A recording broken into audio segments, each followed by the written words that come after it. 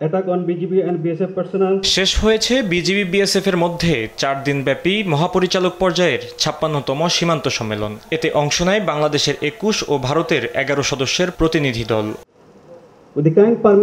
সম্মেলন শেষে বৃহস্পতিবার সকালে যৌথ ব্রিফিং করে BGB O BSF.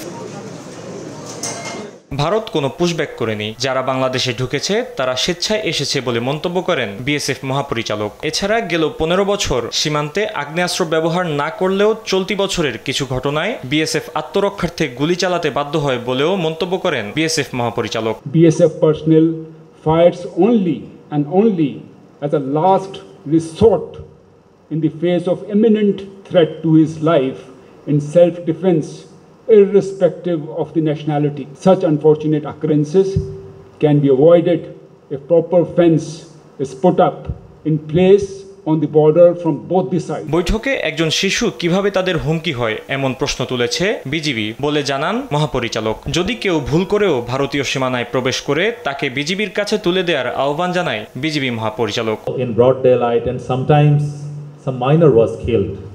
So we raise the question, how come a minor can pose a threat on lives of an armed BSF soldier? Both sides agreed and to try the best from each other so that no crossings take place, whether deliberately or inadvertently, and we will try so that no loss of life takes place. এছাড়া সীমান্ত হত্যা, অবৈধ অনুপ্রবেশ রোধ, ভারত থেকে মাদক, অস্ত্র, গোলাবারুদ ও অন্যান্য চোরাচালান রোধ, সীমান্ত নদীর তীর সংরক্ষণ এবং পানির ন্যায্য হিস্সা আদায়সহ দ্বিপাক্ষিক ও সীমান্ত স্বার্থ সংশ্লিষ্ট বিষয় নিয়ে সম্মেলনে আলোচনা হয় বলে জানান বিজিবি মহাপরিচালক। Which received the highest priority were the border killing, then pushing. Fahim Yusuf, দেশ TV, Dhaka. Let me sincerely